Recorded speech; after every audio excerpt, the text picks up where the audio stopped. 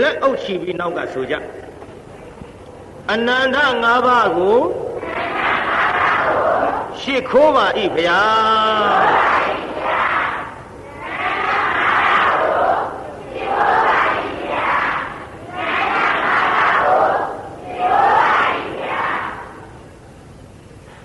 ဒီလိုရှစ်ခိုးရမှာတညာတိုင်းလားညတိုင်းလားဒီကနေ့ဘယ်နှညမြောက်တော့သုံးညမြောက်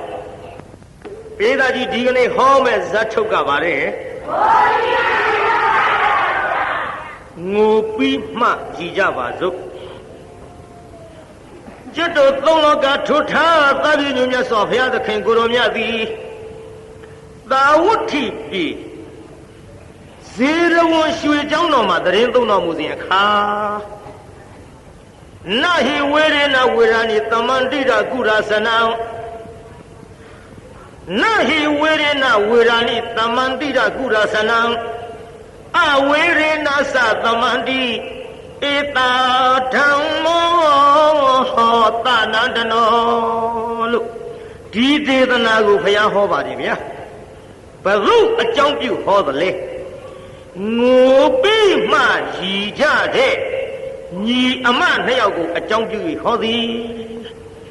ပြေသာဘယ်သူအကြောင်းပြုဟောပါလိမ့်အေးငိုပြီးမှရည်ကြတဲ့ညီမနှစ်ယောက်ရဲ့အကြောင်းကစကြပါစို့သာဝတ္ထိမြို့မှာတထဲလင်မယားနှစ်ယောက်ရှိကြသားလေးတစ်ယောက်ခွမ်းရောက်လာလိုက်အရွယ်ကလေးရလာတဲ့အချိန်ခါမှာသားရဲ့အိမ်အောင်ပြုတ်ပါတော့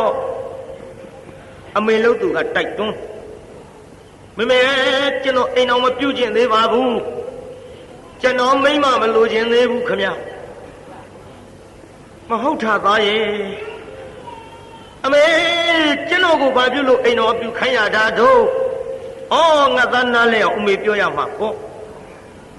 သားရဲ့အမေတို့ဆင်းရဲသားမဟုတ်ဘူးတထေးမျိုးသားရဲ့ငါသားအိမ်အောင်ပြုတ်ပါမှဟောဒီပစ္စည်းတွေမလစ်ဟင်းမှာကဲငါသားနားလဲအောင်အမေပြောမယ်ပေါ့အမေတို့မျက်စိမိတ်လို့သေကြတဲ့အချိန်ခါမှာအမေတို့ပစ္စည်းဘယ်သူပိုင်မလဲဟာမိဘမရှိဘပစ္စည်းသားသမီးပိုင်ရိုးထုံးစံမှုကျက်သူပိုင်မလဲဟာမိဘမရှိမိဘပစ္စည်းသားသမီးပိုင်ရိုးထုံးစံမှုကျွန်တော်ပိုင်မှာဘောမိမိရဲ့ဒီလိုလဲတော့မျက်စိမိတ်ပြီးသေသွားရင်ငါသားပစ္စည်းမိတ်ပြီးသေသွားရင်ငါသားပစ္စည်းဘယ်သူပိုင်မယ်ဟိုကျွန်တော်သားသမီးပိုင်မှာဘောမိမိရဲ့ဒါကြောင့်ငါသားမှာသားသမီးရှိဖို့လိုလာပြီမဟုတ်လားသားရဲ့ဟာဘာတော့အောင်မင်းနေမမေကပြီးတော့ဒီလှဲ့လာတာဟုတ်တယ်လေသားရဲ့သားရဲ့လူမအမျိုးကြက်မှအချက်ချင်းမှနဲ့ဒီပစ္စည်းတွေဆက်ခံမဲ့လူမရှိရင်ပျက်စီးပါလိမ့်မယ်ငါသားကဲဒါဖြစ်မမေရဲ့ကျွန်တော်လိုချင်တဲ့မိန်းမကျွန်တော်ရှားယူမယ်နော်ဟိုငါသားနဲ့ပေါင်းမှငါသားရှာရမှာပေါ့ငါသားကြိုက်နှစ်သက်တယ်ဆိုပြီးအဲ့ဒီမိန်းမတွေ့လာကအိမ်တော်ပြုတ်ရင်အမေတို့ကျင်တတ်လာပြီဟုတ်ကဲ့မေမေဆိုပြီးတော့သူကြိုက်တဲ့မိန်းမသူရှားယူလိုက်သဘောသူကြိုက်တဲ့မိန်းမသူရှားပြီးတော့ယူလိုက်ပြန်တော့လေသူရှားယူတဲ့မိန်းမကတရားနာပြိဿဝင်စိတ်ထားကြီးဖြစ်နေတယ်ဗျပြိဿဘာကြီးဖြစ်နေဝင်စိတ်ထားဆိုတာပါဠိမြန်မာလိုပြန်တော့မိန်းမမြုံနဲ့ဟဲ့ပြေးသားကြီးမြန်မာလိုပြန်တော့ပါတဲ့မိန်းမမြုံဆိုပေမဲ့လို့ဘုရားဟောတဲ့ကျမ်းဂန်ကြည့်လိုက်တော့လေမိန်းမများတန်တယ်မယူတဲ့မိန်းမမရှိဘူးတဲ့ဗျပြေးသားကြီးတန်တယ်မယူတဲ့မိန်းမရှိရဲ့ရှင်မယားတန်တယ်မယူတဲ့မိန်းမမရှိဘူးပြောပြီးရှင်မယားဒီဝင်စိတ်ထားမိန်းမမြုံကြီးကဘာလုံးဗျမယူတာပြောတာမှမဟုတ်ဘဲနဲ့မြုံတာပြောတာမြုံတဲ့အကြောင်းကလည်းဒီလိုရှိပိုးခဲရင်လည်းတန်တယ်ပြက်ခန္ဓာကိုယ်ထဲမှာပိုးတွေရှိပြီးတော့လေတန်တယ်လွဲတဲ့မိခင်ကအစာအတော့မဆင်ရင်လို့အပူစက်တွေစားရင်လည်းတန်တယ်ပြက်တယ် အလေးအပင်တွေရွက်ပြီးတော့အကုန်းအကွာအနေအထိုင်မဆင်ခြင်းရဲ့တန်တွေပြတ်တယ်မြုံတာတန်တွေမယူလို့မဟုတ်ဘူးတန်တွေပြက်ကြောင်းအင်္ဂါတွေကြောင့်ပြက်လာသည့်အတွက်မြုံတယ်လို့ဆိုပေမဲ့လို့တန်တွေမယူတာပြောတာမဟုတ်ပါဘူးတဲ့မာထာလုံးတေးသေးချာချာမိမများမြုံတဲ့မိမမြုံတယ်ဆိုတော့ယောက်ျားမမြုံဘူးလားမေးတော့ယောက်ျားလည်းမြုံတာပဲခင်ဗျားတို့ကအောင်းမိမှာပဲယောက်ျားကဗျာတန်တွေလွယ်ပြီးကလေးမွေးဖွားတာမှမဟုတ်ပဲယောက်ျားမြုံလားဗျာမြုံတယ်ဗျာဘာလို့မြုံတာတော့မမင်းနဲ့မြုံလို့ပေါ့ဗျာရထဲရှောင်းမေးတော့မြုံတဲ့ယောက်ျားတွေရှိမှတ်ထားတော့ဒါကြောင့်တချို့သားသမီးမရတဲ့လင်မယားဟာသူ့ကြောင့်လိုကိုကြောင့်လိုနဲ့ရံဖြစ်ကြတာလောကမှာရှိတယ်ဘုန်းကြီးပေါက်ရှာပြောတယ်လည်းမအောင်ဝေးနဲ့လူလည်းလှုပ်တယ်လည်းမအောင်ဝေးနဲ့နည်းနည်းတော့လှုပ်နေတာပဲဒါကြောင့်တရားနာပြည်သားကြီးယောက်ျားလည်းမြုံပြီးမိန်းမလည်းမြုံပြီးအခုတရားနာပြည်သားကြီးမိန်းမကမြုံတာထင်ရှားစေခြင်းလို့ဘုရားကိုယ်တော်များဟောတဲ့ဒေသနာဝင်စိတ်ထဆိုတဲ့ပါဠိကပြလာသည်မိန်းမမြုံတော့သာတန်ဒီမခဘူးသာတန်ဒီမခတော့ရောက်ခမလုတ်သူကညီးတွားလာခက်တော့တာပါပဲသားရဲ့အမေတို့ရှာပေးစားရင်ဒီလိုဖြစ်မှာမဟုတ်ဘူးမင်းကိုယ်တိုင်အကြိုက်ကိုရှားယူလို့ဒီမိန်းမမြုံဖြစ်နေပြီခက်တယ်သာသမီရစေခြင်းလို့အမျိုးမပြတ်စေခြင်းလို့အိမ်တောင်အပြုခိုင်းတာအခုတော့မိန်းမမြုံဖြစ်နေတော့သာသမီမရဘဲနဲ့ဒီပစ္စည်းတွေဘယ်သူဆက်ခံမတော့သားစကားပြောပြီးညီးလာတဲ့အတန်ကိုချွေးမကကြားပြီပြုပြေးသားကြီးချွေးမကြားပါလားချွေးမကြားတော့အကြံထုတ်ဒုက္ခပဲငါမိမ့်မမြုံဖြစ်နေတော့ယောက်ျားများလည်းခက်တယ်သားသမီးရတဲ့မိန်းမပို့ပြီးတော့ချစ်ခင်သားဟိုတုန်းကပို့ပြီးတော့ချစ်ခင်ကြဟိုတုန်းကပြည်မျိုးကလူတွေဒီလောက်ပြောသိယောက်ျားများကလည်းသားသမီးရတဲ့မိန်းမမှာပို့ချစ်ခင်ကြဟိုတုန်းကအခုခေတ်တော့ကွာငါမပြောချင်ပါဘူးပြောချင်ပါဘူးဟာမလေးသားသမီးရှိပါလျက်ကနေအလှပြက်မှာစိုးလို့ပြောချင်ပါဘူးကွာငါလည်းမပြောချင်ဘူးနဲ့ရှားရှည်ထွက်နေတယ်ကဲပြန်သိမ့်လိုက်ကြပါစို့ကွာငါရှာဒါကြောင့်တရားနာပိဋကကြီးသားသမီးရတဲ့မိန်းမကိုလင်သားကပို့ချစ်သည်သားသမီးရအောင်ဖန်တီးနိုင်တဲ့လင်သားကိုလည်းမယားကပို့ချစ်သည်ဒါကြောင့်လင်ချစ်စေမယားချစ်စေဆိုပြီးတော့ကြမ်းခံနဲ့ကြိုက်ပြီးတော့ကျုပ်သချင်းတစ်ပုဒ်ရေးခဲ့သည်လင်ချစ်စေမယားချစ်စေပြည်မျိုးကလူတွေလိုချင်ဘူးလားပြေးသားကြီးလင်ချစ်စေမယားချစ်စေမလိုချင်ဘူးလားဟောစိုးပေါင်းစားလေးတွေကကောက်ဖြေးနေရဒုက္ခပဲကွာလူကြီးတွေကဘာလုပ်နေမှလည်းမသိဘူးဟာငါတို့မှများဖြေတာဖြေတရထောက်ပဲဘာဆိုင်တော့ဖြေဟာလူကျင်ရမယ်ဗောယောက်ျားတိုင်းမိန်းမတိုင်းအကုန်လုံးဖြေကြစမ်းအကုန်လုံးမဖြေရင်တော့ကြုတ်ရဲတဲ့သချင်းဒီနေ့မဆိုဘူးတော့ပြီပြေးသားချင်းလင်းချစ်စေမယားချစ်စေမလိုချင်ကြဘူးလားသချင်းတော့ဝါဒနာပါလားနော်မဆိုမှဆိုရင်လို့ခြေစင်းနဲ့ဘုန်းကြီးဆိုမယ်ဗျာသချင်းသားကြမှာလိုက်ကြနားထောင်ကြည့်ဖယားဟောဒေသနာကိုနေခြေစင်းငါဆိုမယ်သချင်းသားကြမှာလိုက်တော့ညနေလေးအဆိုခက်နေလုံးဖယားဟောဒေသနာကိုဖွေရှာလောင်းပေးရမယ်အဖေဘဂဝါဆေးနှဖြင့်တဲ့အောင်နေစေခြင်းမှာတဲ့ဘုကွယ်ယောက်ျားမင်းမနှစ်သွဲ လင်းချစ်စေမရချစ်စေကိုမနေအောင်ယူစေခြင်းမှာအေးအဲ့ဒီလိုဖျားတယ်အဖျားတော့တတ်ပါမှာပေါ့ကဲလာလိုက်မဟဲ့ဘုရားဟောကြားငံတဲ့ကသချင်းလေးဆိုသမ်းမတင်ခုတ်တရနီကေမြတ်စွာဘုရားဟောကြားခဲ့တယ်ထင်ရှားအောင်နာစေခြင်းနဲ့မတုခါမတုဝဲအဟုတ်ကိုထုတ်ပြတယ်အိမ်အောင်ရှင်းလင်းသာယောက်ျားများရဲ့အတွက်ကိုကွယ်ဘုရားဘဂဝါရဲ့ပူရိသသုထုတ်ဆောင်ပြခဲ့တယ်တေချာလဲနားထောင်ဟဲ့ကြမ်းကန်နဲ့ကြိုက်ရည်မိမများလင်ချစ်တဲ့ဈေးကမာတုကာမသုတ်အင်္ဂုတ္တရနိကေဘုရားဟောယောက်ျားများမယားချစ်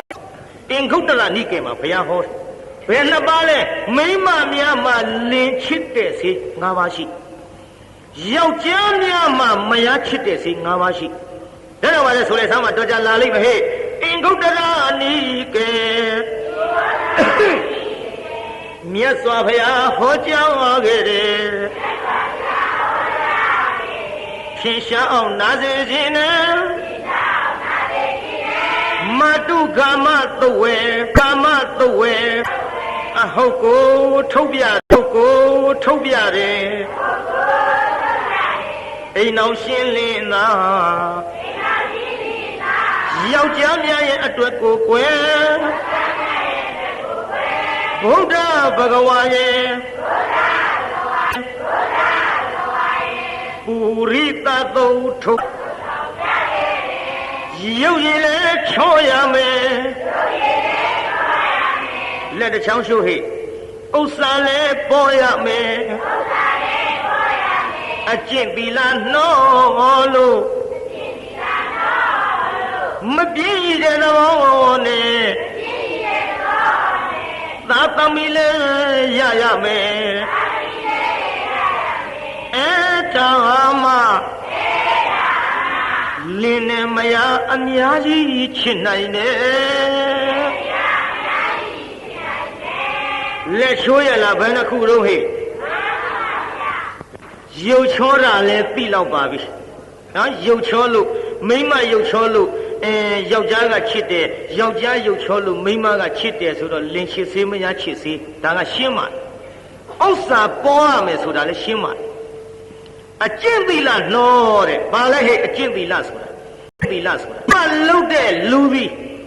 ကိုလင်သားမှတပါးလော်လီဖောက်ပြန်ခြင်းမရှိဘဲနဲ့လင်ကိုနတ်ကဲ့သို့တယုတသေးလှုပ်ကြွေးလို့ရှိရင်ဒါလင်ကပူချစ်ပါတယ်ယောက်ျားကြပြန်တော့ထုံနည်း၎င်းပဲမိမယားမှတပါးမဖောက်ပြန်မဲနဲ့အကျင့်သီလရှိရင်မယားကပူချစ်ပါတယ်ဒါအကျင့်သီလနှောပြီးပဲအတူကောင်းတော့အကျယ်တွင်မပြောနိုင်ဘူးဇတ်ထုတ်ထဲဖြတ်ထည့်ရလို့နောက်တစ်ခုကမပြည့်တဲ့သဘောတဲ့လင်ကစီးပွားရေးရှာတဲ့အလုပ်ပြင်းပါနဲ့မယားကချက်ပြုတ်လောက်ကင်ကျွေးပြီးတော့ထိမ့်သိမ့်ဆောင်ရှောက်မှုမပြင်းပါနဲ့စီးတဲ့ရေ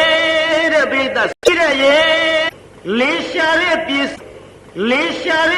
စည်းကစီးတဲ့ရေမယားက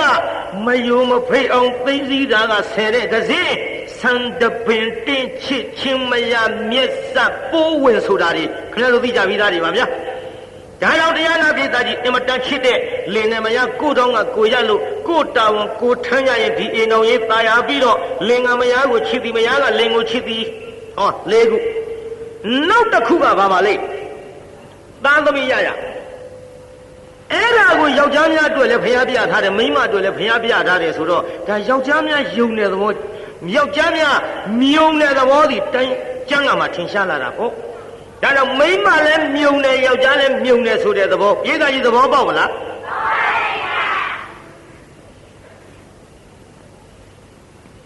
ကျန်ဒီကဥစ္စတိလားရမ်းပြောနေတာလားကျမ်းဂန်နဲ့ဟောနေတာ ကျမ်းဂန်နဲ့ဟောနေတာပရိသတ်ငါထားတော့တရားနာပရိသတ်ရေယခုခမည်းတော်ပြောခဲ့တဲ့လင်ချစ်စေးမရချစ်စေးတဲ့မှာအခုဟောနေတဲ့မိမကဝင်စိတ်ထမိမမြုံဆိုတော့လင်ကချစ်ခဲ့လားပရိသတ်မချစ်ဘူးဟဲ့ရောက်ခမကတော့အပြစ်တင်မတင်ဘူးလားဟဲ့အဲ့ဒီတွေထုံမိမကြံစီပြီမဖြစ်ဘူးငါတော့နှင်ထုတ်တော့ငါကလည်းဝင်စိတ်ထားဖြစ်နေတယ်နှင်ထုတ်တော့မခံဘူးသူနဲ့ရွယ်လူဖြစ်တဲ့သူ့ထက်ငယ်တဲ့မိမပြိုလေးတယောက်ငါကိုယ်တိုင်ချောချောလှလှရှာပေးစားလိုက်ရင်တော့ငါလည်းပြစ်မယ်မထင်ဘူးငါကိုယ်တိုင်ရှာပေးစားသူကိုယ်တိုင်မိန်းကလေးတယောက်ရှောင်ရှာအဲ့တော့မယငယ်ဘဝနဲ့ဘသူကလက်ခံလိုက်မလို့အင်မတန်ဆင်းရဲတဲ့အထက်ကကလေးမှချောချောလှလှလေးသူရှောင်ရှာဒီကိစ္စတွေဟိုတုန်းကလည်းရှိကြတယ်ပေါ့လေအခုဆိုတော့ပြောပေါ်ရမလိုပါဘူးတန်းရှောက်ရှာရောပြိဿရှောက်ရှာတော့ကလေးမလေးကခိုကိုရမဲ့လှလှပပလေးတွေ့မောင်ရဲ့ငါလည်းပြစ်မထားပါနဲ့တို့မှလေသားသမီးလည်းအမွေစားအမွေခံမရဘူးဒါကြောင့်မောင်ရဲ့သားသမီးအမွေစားအမွေခံရအောင်ဟောမိန်းကလေးတယောက်ချောချောလှလှတွေ့ထားတယ်အဲ့ဒါအငယ်ဘဝနဲ့ငါလည်းသဘောထားကြီးကြီးနဲ့ပေါင်းပါမယ်ဒါကြောင့်မောင်ရဲ့ဘက်နဲ့ထုံးခေါ်ပြမယ်ဆိုပြီးတော့မိမ့်မလှလေးပြလိုက်တော့လေနည်းနည်းတော့မေးရအောင်ဟိုကောင်ကြီးညင်းတာမညင်းတာထားတော့ပြေမြို့ကတကားတွေကျုပ်မေးကြည့်ရအောင်ဘယ်နဲ့တော့ပြေမြို့ကတကားတို့ခမည်းတော်မိမကိုယ်တိုင်ချောချောလှလှကလေးသဘောထားကြီးကြီးနဲ့ကဲ့အောင်နေပါမယ်ဆိုပြီးတော့နောက်တစ်ယောက်ရှာပေးမယ်ဆိုရင်ပြေမြို့ကတကားတွေညင်းမလားမညင်းဘူးလားလို့မေးပါဦးဗျာခမည်းတော်ကညင်းမှာပါနော်ညင်းမှာနဲ့တူပါရင်ကိုင်းတရားနာပြိတ္တမိမကိုယ်တိုင်ရှာပေးတာဘယ်ညင်းလိုက်မတော့မညင်းတော့မယကြီးမယငယ်ဘဝနဲ့နေလာခဲ့ကြတာပေါ့အဲ့ဒီရင်မယားအကြီးလို့သူရဲ့စိတ်ဓာတ်နားထောင်ကြည့်ငါမသားသမီးမရဘဲနဲ့ဒင်းရမလားတဲ့ဒီစိတ်ဓာတ်ငါမသားတန်ဒီခပြီးသားသမီးမရဘဲနဲ့ဒင်းကိုရမလားဟေးမရစီဘူးတယောက်ထဲကြံစီပြီးပါဇက်ကတွတ်နဲ့ညီကသားသမီးရရင်ညီကိုပိုချစ်မှာဟေးသားသမီးမရခင်တောင်မှအဟောင်းနဲ့အသစ်မတူလို့အခုငါအနာသိမ့်မကတ်ချင်တော့ဘူးညီလည်းသားသမီးမရဘူးမရဘူးဆိုပြီးကလေးမလေးဖြောင်းပြလို့ဟဲ့ညီမဘာတော့မှကြီးရဲ့ညီမရဲ့တဲ့ညီကိုညီမလေးအရင်လို့လေအောင်းမိတယ်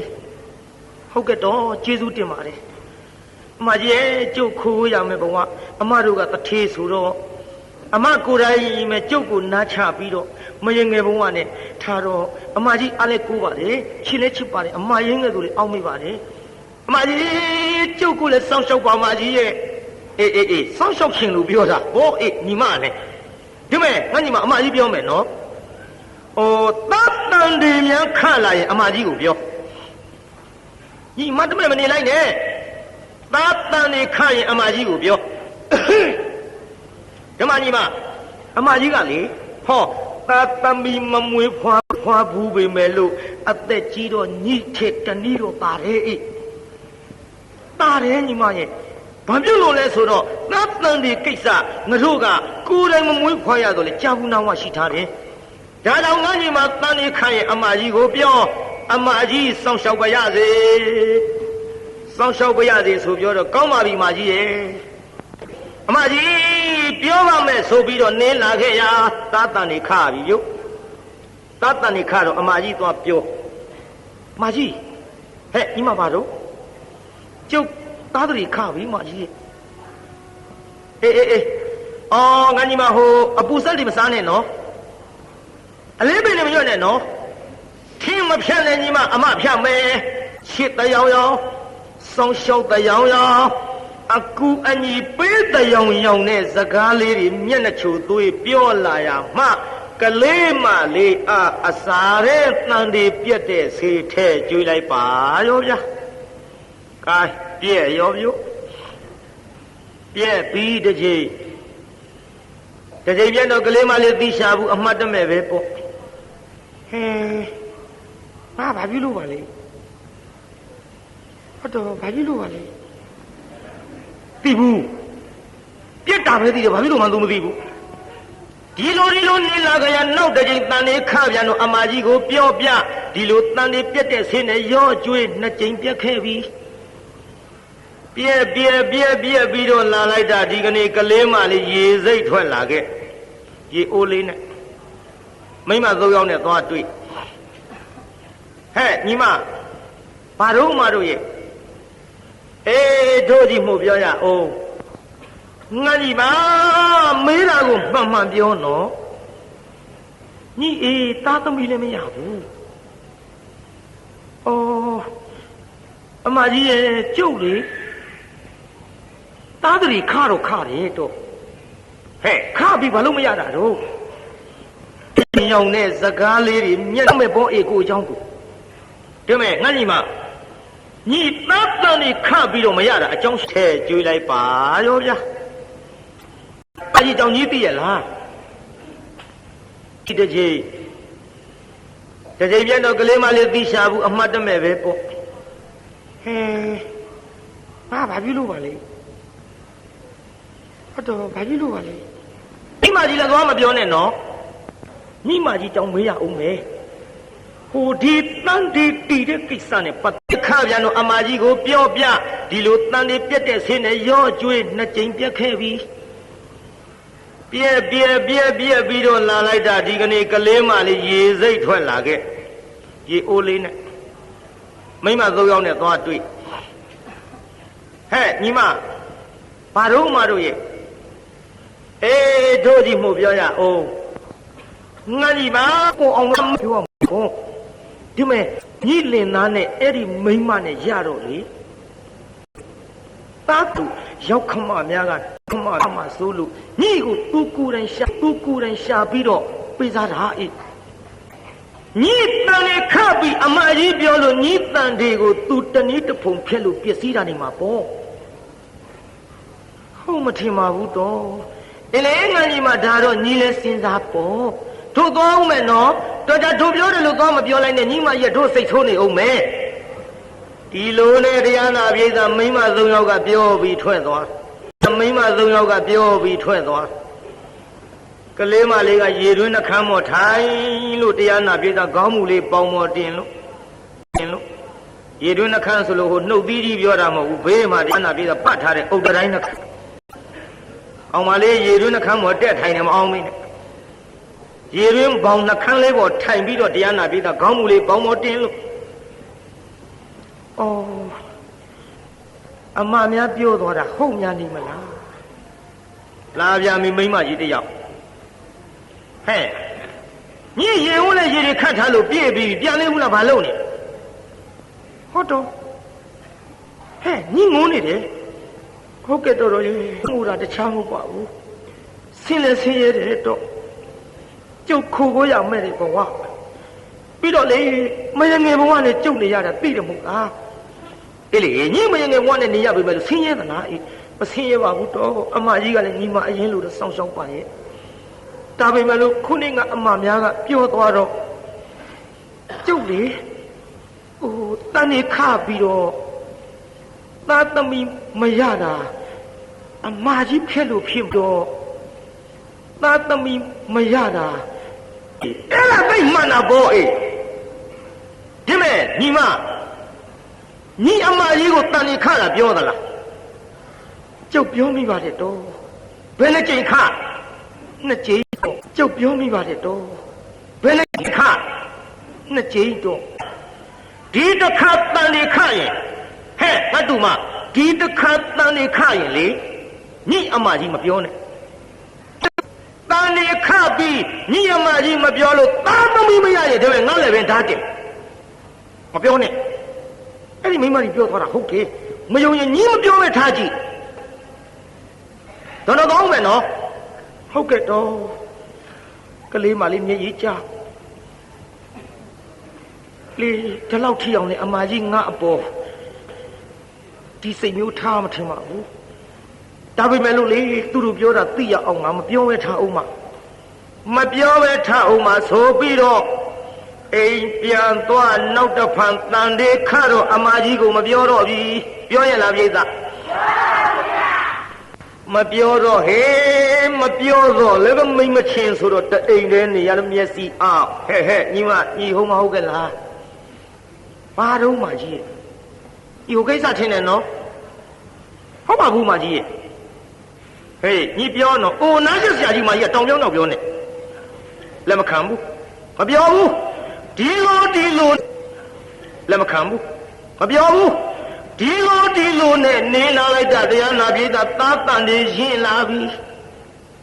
ရင်လာတော့အမကြီးလို့တော့မဖြစ်ကြည့်စမ်းမင်းက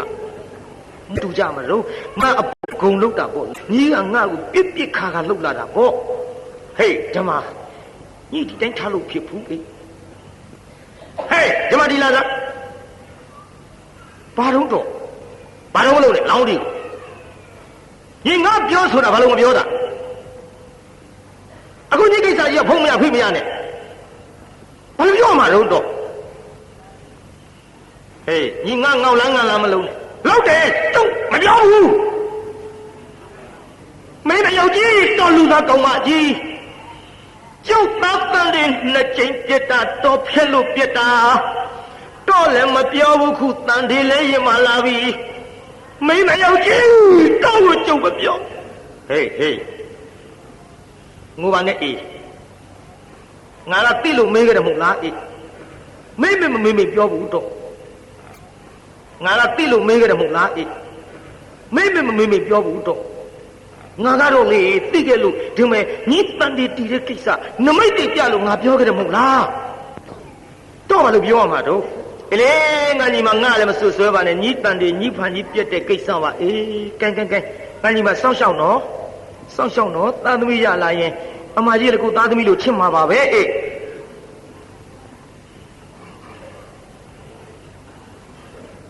ဒီလိုမျက်နှာချိုးသွေးပြောပြီးတော့လာရမှာတရားနာပိဋကကြီး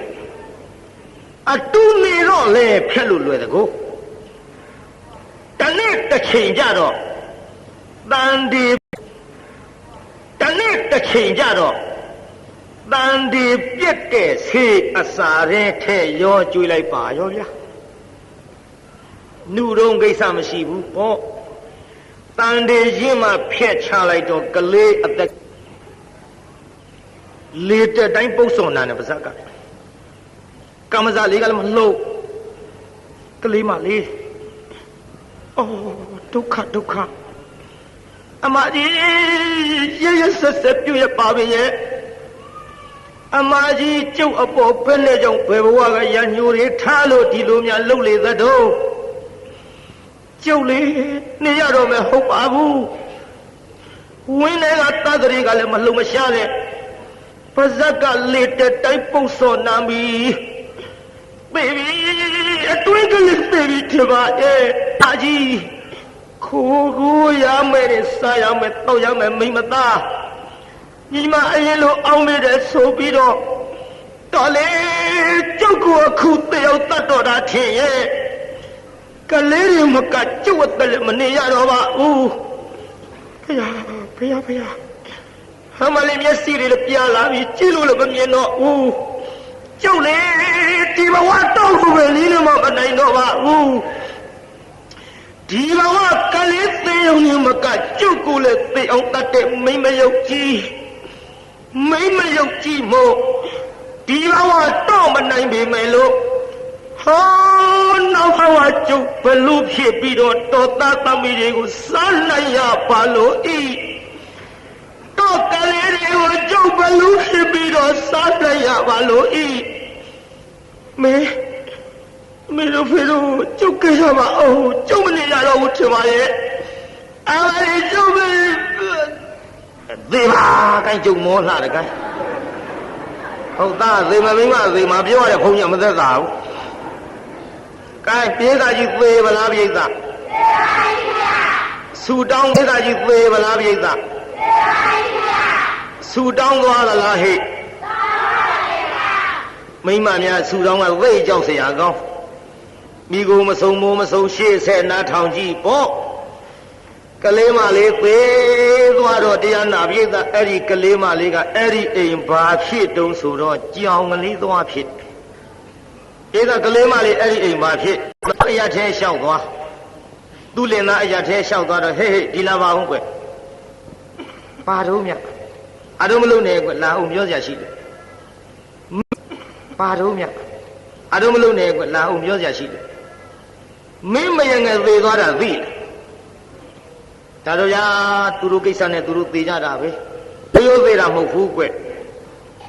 ရိုးရိုးသေးတာမဟုတ်ဘူးကလေးပြောလက်စနဲ့တော့မထူးပါဘူးပြီးတော့မင်းငါပြောတာမင်းမရအကြည့်သွားမပြောနဲ့ဟေးဓမ္မမင်းမရအငယ်သေးတာမင်းမရအကြည့်တတ်လို့ဗျာဟေးမဗျာနဲ့ငါမှန်တာပြောတာဘာပြောလို့လဲဗျာဟဲ့ဘာပြောလို့ကမရုံးကွတန်နေခတ်ရင်အမကြီးပြောဆိုပြီး तू နှစ်ကြိမ်ဖြက်လို့ကလေးမလေးရေတွင်းပဲထွက်လာတော့ဒိုးနဲ့တွေ့လို့ပြောမိဘူးတဲ့မပြောနဲ့လို့ပြောတဲ့ကိစ္စမေ့မရငယ်ကမပြောလို့ဒါသတ်ပန်မပြောလို့ဒါသတ်ပန်နေမိမယုတ်ထားမှုတွေတော့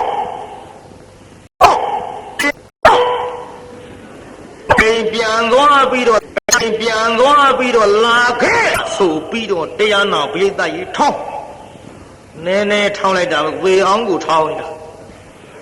သေရောထောင်းတဲ့ထူးတဲ့ရိုက်တဲ့ဒဏ်ရာနဲ့မယားအကြီးကသေတော့အဲ့ဒီအိမ်မှာကြက်မကလေးဖြစ်သည်ပိဋကကြီးမယားအကြီးကအဲ့ဒီအိမ်မှာပါသွားဖြစ်မယားအငယ်ကကျမကျက်ဥတွေပေါက်တိုင်းကျက်ကလေးတွေမွေတိုင်းကြောင်မကအကုန်စားစားတော့ပရိသတ်ရေကျက်မကလေးကအတော်ဆိုးတဲ့ကြောင်မငတ်သားသမီးတွေစားပါဒီဘဝတော့နင့်ငါမနိုင်တော့ပါဘူးနင့်ငါပြိုင်လို့ရှိရင်လည်းငါ့ကိုသင်စားတော့မယ်ငါအသက်တော့အသေးမခံဘူးဒီဘဝငါသားသမီးစားနှင့်အောင်တော့ဒီဘဝကသိလို့နောက်ဘဝသင်သားသမီးငါစားနိုင်တဲ့ကိုဖြစ်ရပါလို့ဤတောင်းပြီးသေးကြပေတော့တရားနာပရိသတ်ကြီးကြက်မကလေးကကျွတ်တို့သစ်မသွားဖြစ်သည်ကြောင်မကတမင်မဖြစ်သည်ကြောင်မကဘာဖြစ်ကြက်မလေးကတမင်မမွေးတိုင်းတရားနာပြေးတာတစ်မကစားခဲကတကယ်အဲ့ဒီလိုမဟုတ်ပါဘူးတမင်မွေးရင်တစ်စားရင်ကြားစားရင်ကျန်းကန်တွေကတကယ်အဲ့ဒီလိုမဟုတ်ပါဘူးတမင်မွေးရင်တစ်စားရင်ပြေးတာတမင်မွေးတာပါစားတာသင်မသေးလို့နောက်ဘဝသင်သားသမီးငါစားနိုင်ရပါလို့ဤဆူတောင်းပြီးသေကြသေတော့တရားနာပရိသတ်ကြီးတမင်မကကျွတ်တို့ဘလူးမသွားဖြစ်သည်သင်မကလူမိန်းမဖြစ်သည်သင်မကဘာဖြစ်တမင်မကအလိုဤဆူတောင်းပြီးသေကြသေတော့တရားနာပရိသတ်ကြီးတမင်မကကျွတ်တို့ဘလူးမသွားဖြစ်သည်သင်မကလူမိန်းမဖြစ်သည်သင်မကဘာဖြစ်တမင်မကကဲလူနဲ့ဘလူးဖြစ်တော့နည်းနည်းမင်းအောင်တရားနာပြိဿကြီးလူနဲ့ဘလူးဖြစ်တော့အဲ့ဒီလူဖြစ်တဲ့မိန်းမကညီမလားအမဘယ်တော့မှမှတ်ထားတွက်လာခဲ့တာကိုပြိဿကြီးဘလူးကညီမလားအမစတောင်းတဲ့ဘဝမှတ်လိုက်ဘလူးမဖြစ်တင်သားသမီးစားရပါလို့ဤဆိုတာညီမကတောင်းခဲ့တာလားအမကတောင်းခဲ့တာတော့ဆိုပါတော့ကိုလလွယ်ဆင်းလောက်ခွာဘလူးမကလည်းတရားနာပိဋကရေသူ့ရန်သူလျှောက်ရှာမြို့ထဲဝင်လာရန်သူလျှောက်ပိဋကရေသူ့ရန်သူလေးသွားဖြစ်မြို့ထဲဝင်လာရန်သူလျှောက်ရှာပြီးမြို့ထဲဝင်လာတော့ ငါလက်ကလွတ်မွေးဖွားရောဆိုပါတော့ကိုလလွယ်ဆင်းလောက်ခွာဘလူးမကလည်းတရားနာပိဋကရေသူ့ရန်သူလျှောက်ရှာမြို့ထဲဝင်လာရန်သူလျှောက်ရှာပြီးမြို့ထဲဝင်လာတော့ငါလက်ကလွတ်ရိုးလားငါလက်ကလွတ်ရိုးလားညို့ဒီမှာရောက်နေသဘောဘလူးမကတရားနာပိဋကဘလူးရောင်နဲ့မလာဘူးလူမိမ့်မရောင်ဖန်ဆင်းလာမိမ့်မပြိုရောင်ဖန်ဆင်းပြီးတော့ဝင်လာခဲ့အဲ့ဒီကလေးမအိမ်သားရောက်တော့ဟဲညီမဘာလို့တော့ဟဲညီကလေးလည်းလှလိုက်တာအေးဒေတာကြီးဘလူးမှမသိဘူးလှလိုက်တာအေးလို့ဆိုတော့အမေလှတယ်တော့မအေးဘူးလေတော့အေးမလေးဘလူးကိုထွက်မဖြစ်ဘူးပါးစပ်ကလန့်သွားဟိုကတရားနာပြေးတာကလေးကိုလေခေါင်းကကင်နေပြီခြေခေါင်းကကင်နေပြီခြေနဲ့ချောင်းကနေပါးစပ်ထဲစသွန်းလိုက်မလေးမောင်ရဲ့တူကလေးဘလူးစားပြီမောင်ရဲ့ဟေးဘယ်လိုဟာဟောကြည်စားသွေးလေ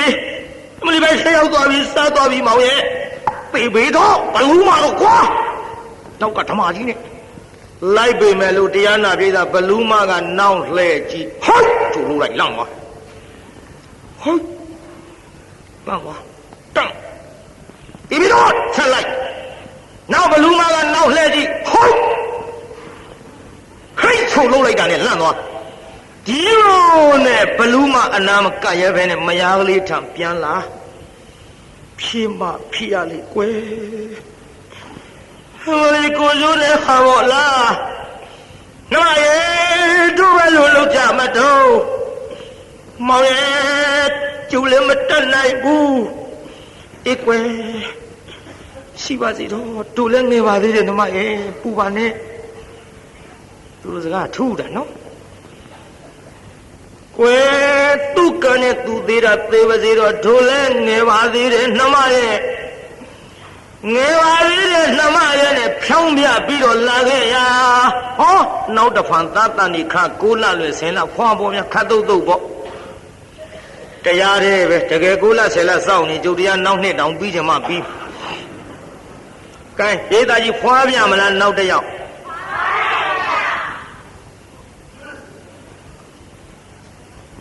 နောက်တစ်ယောက်ဖွာပြန်တော့တရားနာပြိဿကြီးလာပြန်ပြီဘလို့မဒီလိုပဲတရားနာပြိဿမိမ့်မကြိုအောင်ဖန်ဆင်းလာခဲ့တဏခါဘာမဏိနဲ့ဆံမင်းလေးဖားရချလို့လင်လို့တဲ့လူကတော့တရားနာပြိဿဒီနောက်သားတယောက်ရကြတဲ့ကဓာတ်ကိုထက်အောင်သွေးထားတာဓာတ်ကိုထက်အောင်သွေးထားတာဓာတ်ထက်အောင်သွေးထားပြီးတရားနာပြိဿလင်လို့တဲ့လူကလည်းအိမ်ထဲဝင်အသွားပေါက်လာပြီခုနှစ်ကမိဘလူးမဟောကလေးလေးပွေးလို့အိမ်မက်မျက်နှာပြူလမ်းမဲ့ကြောပေးနောက်ကရောက်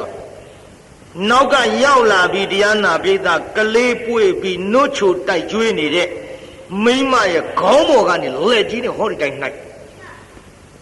လက်ကြီးမြင်လိုက်မလေးဟေးပေးဘလူးမပေးငါကလေးပေးတရားနာပိဋကရဲ့ခြေတော်ကလေးကသူကဆွဲတာဟိုကခေါင်းကြီးကအုပ်ဆွဲတယ်တခါတည်းဆွဲပေးမလို့မိခင်ဆိုတော့ခြေတော်ကလေးပြတ်မှဆိုလို့လွတ်လိုက်တဲ့ဘောဩဒါကြောင့်မဟောသရာပြဿနာတွေထဲမှာခမရတို့သိကြနော်ဘလူးနဲ့ဘလူးဖန်ဆင်းတဲ့မိမနဲ့တကယ်မိခင်နဲ့တာလူတဲ့နေရာမှာမဟောသရာဆုံးဖြတ်တာလေဘလူးမကတော့ဇော်ဆွဲတာပဲသာသမီမမဟုတ်ခဲနဲ့ဟိုကမိခင်ဖြစ်တဲ့မိမကတော့လှုပ်ပြစ်လိုက်အဲ့ဒါလှုပ်ပြစ်လိုက်တာကိုမိခင်နဲ့ဗျအကျဉ်းတရားရှိအခုလဲဒီတိုင်းပေါ့ဘလူးမကတအားဆွဲလိုက်တော့ကလေးလေးလှုပ်ပြစ်လိုက်လှုပ်ပြစ်တော့ဘလူးမစားလူကလေးမလေးကိုကျိုးနေပါဘောလားသားရဲ့ဟေးတစ်ချိန်ကလက်ချင်းရှိပြီဘလူးမငါပဲတော့ငါရန်ညှိုးရောက်ဒီလိုလာပြီးတော့လှုပ်ပါလိမ့်မလို့အမောဟဲမှာတက်လေလူကလေးအမေဘယ်လိုလုပ်ပြီးတော့ဖြေရပါမတော့ Mommy king and you know,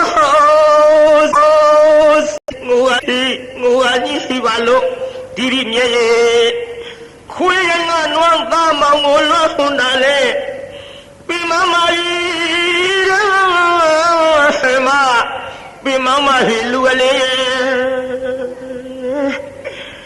move the boy. Is that a melo to move? By a look bit of Chiamaro, Maui, do not even lose that boy, Yamaguelo. Paluma, the Maya, two Mahada, Sahava, one of Tora, a kid with Puella, but that I wouldn't know.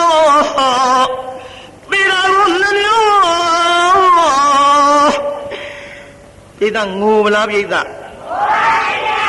But du ngô này là đâu hết. Âm mê hết. Biết cái gì but du ngô này là đâu hết.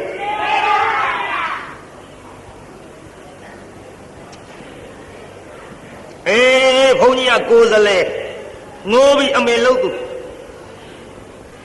Palu madamaya thu manyata tagu sahava po. Walu tola akhidwe puidayaga. Da apne tera gunanyo. Tera gunanyo. Mui ngazai tera ame nanyo lajiye. Ame ngolu masero haru taye lugale heye. Na thwe yolo. Suega no yiri makhangi mo ate bawe swangi lu tore kwe hamamim ta atwe ame mo tuiga nanyo philu phimaya nai ma yi ngu ta bya cha la ega yi ngu la bya da ame philu maya ba bu lo ngo ne lo lin lo du ga la ape namaဒီမျိုးနေလို့ဖြစ်ပါဘူးကွယ်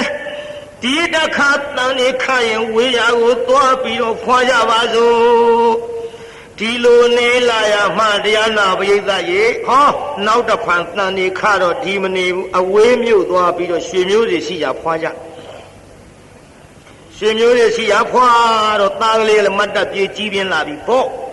ကြီးပြင်းတော့တရားနာပရိသတ်အဲ့ဒီကလေးပွေချီးပြီးတော့မြူးပြီးတော့ပြန်လာကြ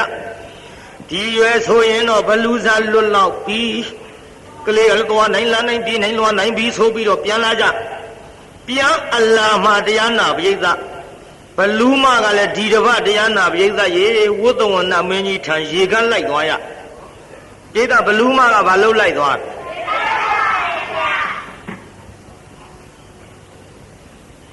အလာမောမောနဲ့ဆံမင်ဖားရချလူရောင်ဖန်ဆင်းဝင်လာပြီမြို့ထဲဝင်လာတော့ကွယ်တို့ကာလာသားတတိုက်ပေါ့ဂုတ်ထောက်ကလေးတွေနဲ့ဘယ်တော့မှထောက်လာမသိဘူးပေါ့ကွာငါမင်းတို့နဲ့မှန်ပြောอ่ะကာလာသားလေးတွေဆိုတော့ဂုတ်ထောက်လေးတွေမှုခေါင်းလောင်းကြီးကစွတ်သေးမင်းတို့ခင်နဲ့မင်းတို့ကိုငါအပြစ်တင်နေတာမဟုတ်ပါဘူးခေါင်းလောင်းကြီးကစွတ်သေးကွာကြည့်ကွာကာလာသားတတိုက်ဟဲ့အဲ့ဒီဘလူးမမြို့တဲ့မိမ့်မပြိုရောင်ဖန်ဆင်းပြီးဆံမင်ဖားရချဝင်သွားတော့ဟာဟေးကောင်းတယ်လှပါလားကွာဟာဒုံးမြို့တဲ့တလုံးလှတာမရှိဘူးကွာဟဲ့ဘယ်ကောင်းလို့လဲဘယ်ကောင်းလို့လဲဘလူးမအရေးမလို့ဒီတော့ဘေးကမိန်းမတယောက်ကဟဲ့ကောင်းလေးလာစားကြည့်ဘာတော့လဲအရေးတဲ့ခင်ဗျာအရေးတဲ့လုံးမနေနဲ့မင်းတို့ဘာမှလို့ဘာမှရမလဲဗျာခင်ဗျားရှိတယ်မြင်မဟုတ်မှာဘလုံးလှအောင်လေးတွေဒီလာငါတိုးတိုးပြောဒီမင်းအဲ့ဒါလူမဟုတ်ဘူးဒီမင်းမကြီးယူနေတယ်မှာလူပါလူလားနေတာလူမဟုတ်ဘူးရဲ့လို့ဟုတ်တော့မင်းတို့ကြားဘူးလားဒိုးမျိုးမှာဟေးဒီမင်းပါဝထီမျိုးတောင်ပိုင်းမှာဟိုမင်းကလေးတယောက်ကလေးမွေးတိုင်းဟောဒီလိုမိန်းမရောက်ဖန်ဆင်းပြီးလာစားတာကွအဲ့ဒါဘလူးမှာဗျာဟေးကောင်းလေးဘလူးတွေဟာဟေးပြေးကြတာပဲရေးတာကြီးတောင်းလို့ဟေးကောင်းလေးဘလူးတွေဟိုဝေကဒီဝေက ဘလူးမကတော့တရားနာပြည့်တဲ့အိန္ဒိယမြေဘူးသူလန်းသူလျှောက်သွားရှာတဲ့ပေါ့ရှာရင်လည်းပဲတရားနာပြည့်တဲ့တချို့မိန်းမတွေကဘလူးမဝင်တဲ့တယောက်စကားတယောက်နာပြောကြကလေးတွေအိမ်နဲ့သွင်းပိတ်တချို့ကချောင်းကြီးနောက်တရားနာပြည့်တဲ့ဟိုကလေးမလေးနေတဲ့အိမ်လူကတော့မရှိဘူးအဲ့ဒီအိမ်သားကအဖွားကြီးနာရောက်သွားဖွားကြီးကအိမ်ပြင်မှာငုတ်တုတ်လေးထိုင်မေကြီးဟဲ့ငါခေါ်လောင်ပဲလူတော့ဖွားကြီးကကျုပ်ပါမေကြီးဒီငါလူတွေပဲသွားကြတော့မပြောပါနဲ့အေးဒီအိမ်ငါခလေးမအကြောင်းဟောသေးရင်တော့ဘလူးမကောအေးဖွားကြီးဘာမှမသိဘူးဘလူးမမသိဘူးရမ်းတော့ဘာလို့လို့တော့မေကြီးရဲ့ဘာပြုလို့ရမလဲအေးကလေးနှစ်ယောက်ဘလူးမလာစားသွားလို့အေးအတော်ဆိုတဲ့သေခြင်းတို့ဘလူးမ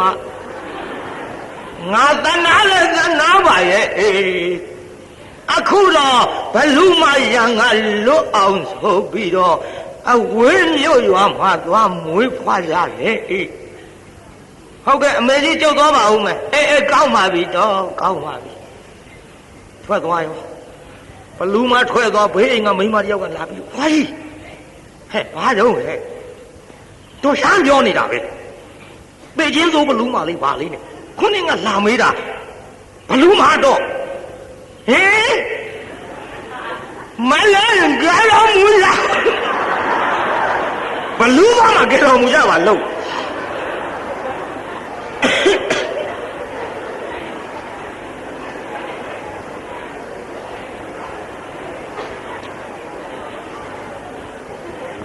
ဒါနဲ့တရားနာပရိသတ်ရေအဖွားကြီးလည်းပလက်လန်တက်နေအောင်မနဲ့နှနှယူပါဘလူးမကလည်းငါလက်ကလူရိုးလားဆိုပြီးတော့ဇွတ်လိုက်အဲ့လည်းပြန်လာပြီးတော့မြတ်စွာဘုရားကြောင်းအနီးအပါလင်မယားနှစ်ယောက်ကလေးလေးတလှဲ့စီခြီးပြီးတော့ရေချိုးကြသွားပြီဘလူးမလူရိုးလားကလေးတော့အတော်ကြီးပြင်းလာခဲ့ကြငါအစာစားမယ်ဒီလိုကလေးပေးသားရေလင်းရေချိုးခိုက်မှသူစားမရအရင်ရေချိုးတော့လင်းချီးနေတော့မစားဘူးဘလူကအမကိုလူကအထီးနဲ့အမအချိန်ကသေးတယ်မဟုတ်ဘူးမသေးဘူးရိတ်ဒါကြောင့်ယောက်ျားချီထားတော့သူမစားရဘူးမိန်းမချီမှစားနောက်တရားနာပြည်သားလင်းရေချိုးဟိုမိန်းမလုတ်တဲ့လူကကလေးလေးချီထားသွားပြီမြင်ပြီဟိုကဟင်မောင်ကြီးဟဲ့ဘာလို့နမဘလူးလာပြီဘလူးဆိုတော့ဟိုကတရားနာပြည်သားလှမ်းကြည့်လိုက်မိုက်ပါနမရေမိမ့်မပြူလေးလှအရေးတဲ့ကောနှာပူးနေသေးတယ်ဟုတ်တယ်ဘာမှမသိညာမှမသိနဲ့အမိမ့်မပြူလေးပါကွာဘယ်မိမ့်မပြူရမှာတော့မောင်လေးတက်ခဲ့တော့ဟောဒီလိုဘလူးတော်ဖန်ဆင်းပြီးတော့လာပြီးတော့စားတာကြာလှပြီဒီလိုမိမ့်မယောင်ဖန်ဆင်းပြီးတော့အနန္တရောက်ဘလူးဖြစ်တာကျုံမနေဘူးကျုံသားလေးကျုပ်ချီပြီးပြေးတော့မယ်မောင်ရဲ့ဆိုပြီးတော့ဆိုပြေးဘလူးကနောက်ကလိုက်ဒီတော့ဟိုတော့အခုမှရေထဲကတက်ဆိုလည်းဘယ်နေမှမသိဘူးမြေအောင်သာဖမ်းကြည့်တရားကိုခန့်နေတာဟေးဘလူးရဟုရိတ်တာရေဘလူးမကနောက်လှည့်ကြည့်ဟုတ်ထိုလန့်သွားအနောက်ဆက်လိုက်ဘလူးမလားဟိတ်ထိုလန့်သွားဒီလိုနဲ့တရားနာဒေသကလေးမလေးကပြေးတာမြတ်စွာဘုရားခန္ဓာကုတီတိုက်ခဲဆုံးဝင်တော့မြတ်စွာဘုရားခြေပမိုးမောကလေးလေးချလို့မြတ်စွာဘုရားအဲ့ဒီကဲတော်မူပါဗျာဒီတော့ကဲတော်မူပါဗျာဟဲ့ရှင်သမီးပါဖြစ်ဘလူးမကြီးလိုက်လာပါပြီဗျာဘလူးမလိုက်သွားတရားနာပြည်သားခန္ဓာကုတီတိုက်ပေါက်ကြတော့တကားဆောင်တဲ့နတ်ကမဝင်ရလို့ဘလူးမအပြင်မဲ့ရဟဲ့ရှင်သမီးဘာဖြစ်လားမှန်လားပါဗျာဘလူးမကြီးတော့ကလိုက်လာပါပြီကဲတော်မူပါဗျာဒီတော့ကလေးစားတော့မှာပါဗျာဘုရားမြတ်စွာစိနေရဤရှိဘဝတော်အောက်ဝင်လာရောက်၍လျောက်တင်မရစေဒီလိုတော့မှကလေးတွေကိုနှစ်ကြိမ်စားခဲ့ပြီဗျာအရင်ဘဝရှေးရန်စားကြောင့် နာလာနထွေးအသက်သေးညောဟာဘလူစားရွေတပည့်တော်ကလေးနှစ်ယောက်စားခဲ့တယ်ဗျာဟောဒီတတ္တရကလေးကြတော့တရေရချတတ္တရသားကိုခွာ၍အပြာတပည့်တော်စနေမောင်နှံပြန်ခဲ့တော့ဗျာရန်သူသေးမေမဆောင်ကွေးနာဘူးအတင်းမညာလိုက်လို့လာရင်ဒုက္ခတွေမှာအပူအေးရအောင်လို့ကဲမတော်မူပါဖယားကဲမတော်မူပါဖယားဟမလေးဘလူးပါကြီးပါဗျာလောကဘလူးငူတာပေါ့ဗျာ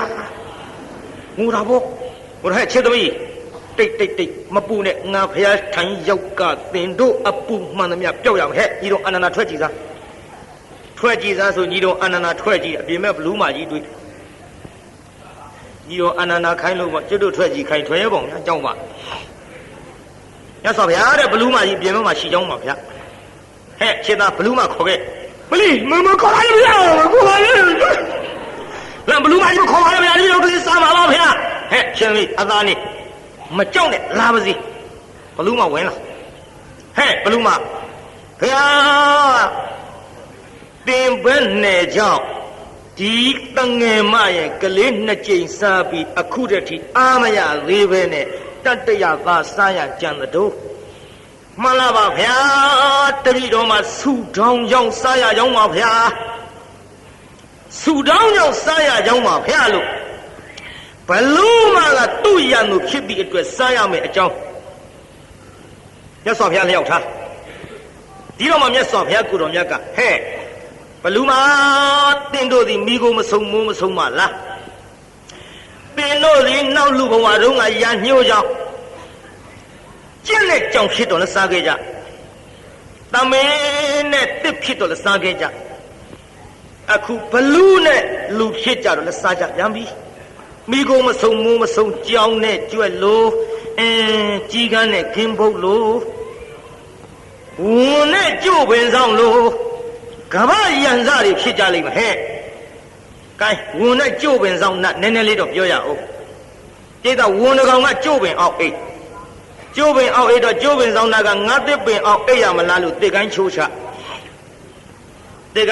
တော့သူ့တစ်ပင်အောက်အိတ်ယုံလေးနဲ့တစ်တပင်ကောင်းတော့ငှက်တောင်းခိုးတစ်ခက်ပေါ်တောင်ငါမခိုးပါဘူးအရိတ်ကလေးခိုးတာနဲ့တစ်ကိုင်းချိုးချတွေ့ကြသေးတာပေါ့ရန်ညှိုးနဲ့ထွက်သွားတော့လယ်သမားတယောက်လမ်းတွေ့အသိလယ်သမားပဲတော့ငါတဘိုးတုံးသွားခုတ်ဘာသာခုတ်အာတို့တော့နဘဲသားတို့ဘာတို့ကျုံရကြပန်းခုတ်တာမဟုတ်ဘူးတဲ့တဘိုးတုံးလှုပ်တဲ့နေရာကျို့သားအကောင်းဆုံးတဲ့ဗျာဝန်ကဒါနဲ့တရားနာပြေတာကျို့ပင်သွားလှဲ့ရောလဲကနီကျို့ပင်ဆောင်နဲ့ရောက်လာအသင်လဲသမားဘာပြုလို့ငါကျို့ပင်ခုတ်ငါစတော့ကျို့သားခုတ်ဖို့စိတ်ကူးမရှိပါဘူးတဲ့ဟိုနာတွေ့တဲ့ဝန်တကောင်ကတဘိုးတုံးလှုပ်တာကျို့သားအကောင်းတယ်ဆိုလို့ကြည်စားတစ်ပင်ရိတ်အိတ်ငါတစ်ကိုင်းချိုးချလို့ငါတစ်ပင်အခုတ်ခိုင်းတယ်ဝန်သင်လည်းထားရိုးလားအသင်လည်းသမားသင်တို့လှဲဥဖို့လှုပ်တဲ့ခါဘာလဲလှုပ်တို့တော့ခိုင်နဲ့ကျွဲရည်တို့ဘာတို့လှုပ်တာမဟုတ်ဘူးလှဲဥဖို့လှုပ်တဲ့နေရာဝန်ရည်အကောင်းဆုံးကိုင်းကျိုးပင်လှဲထမ်းသွားပြီးတော့လမ်းတွေ့တဲ့ဝန်ပြန်သက်ဝန်ရည်ခွာသွားတော့နှစ်ဦးသလုံးဆုံးပြီဘူးလားပြိဿပေးသားကြီးနှစ်ဦးသလုံးဆုံးဘူးလားဒါကြောင့်ယံညှိုးအမတန်ကြောက်စရာကောင်းပါသဖြင့်ဘုရားကိုယ်တော်မြတ်ကနာဟိဝေရဏဝေဒာနိတမန္တိတာကုရသနာအဝေရဏသတမန္တိဧတဓမ္မောသနာတနောရဲ့လို့ဟောဒေသနာဓမ္မလေးပါဌပြလိုက်တော့ဘလူးမသည်ဒိဋ္ဌိနဲ့ဝိစီကိစ္စကွာ၍သောတာပန်ဖြစ်ရောပြုနေအောင်ပြီးသေးဘူးသောတာပန်ဖြစ်တယ်ဆိုရင်ပြန်ရင်စိတ်ကြီးပေါ့နေအောင်80နားထောင်သား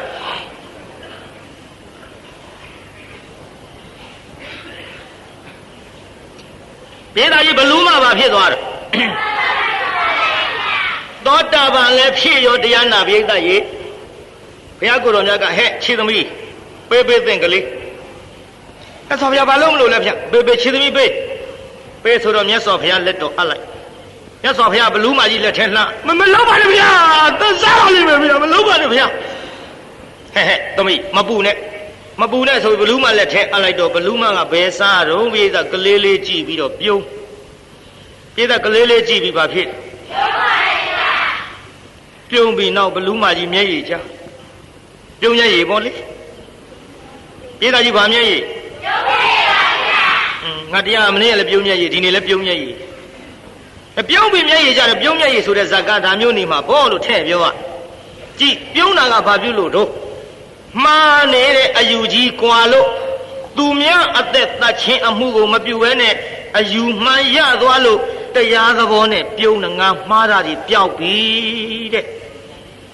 မြဲရကြတာကတော့သောတာပန်ဖြစ်သည့်အတွက်သူများအသက်ကိုမစားတော့ဘူးလေသူများအသက်ကိုမစားရသဖြင့်ငါအတွက်အစာအတွက်ခက်တော့ပြီအစားစာအတွက်မျက်ရည်ကျ